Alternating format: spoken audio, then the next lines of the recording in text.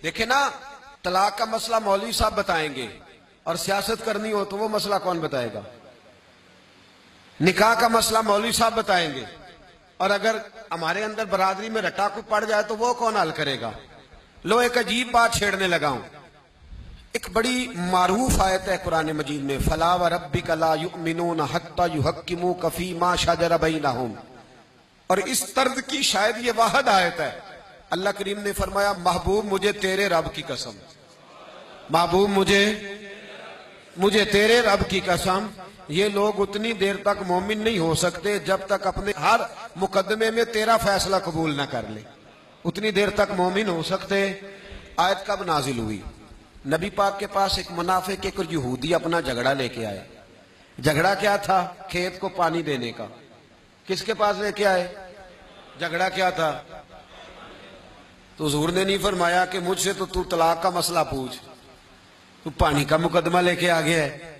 क्योंकि रसूल पाक एक स्टेट के सरबराह थे, पानी का झगड़ा था, वो हुजूर की बारगाह में लाए। नबी पाक ने यहूदी के हक में फैसला दिया।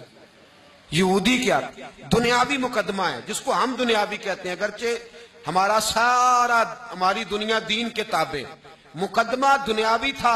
हुजूर की बारगाह में आया, नबी पाक ने यहूदी के हक में फैसला किया।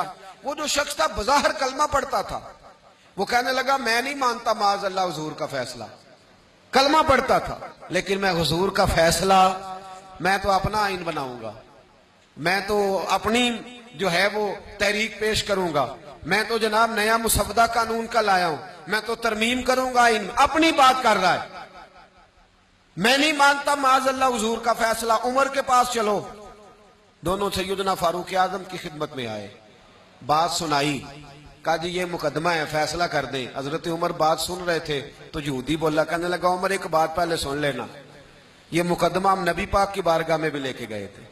मैंने कहा मुकदमा दीनी नहीं था। कौन सा था? जिसे हम दुनियावी समझते।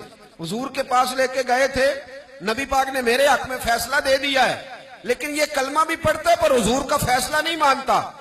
हजरत उमर कहने लगे ठहर जाओ, मैं अभी फैसला करता हूं। सैयदना फारूक आजम अंदर गए, उठ के कहा अभी आया।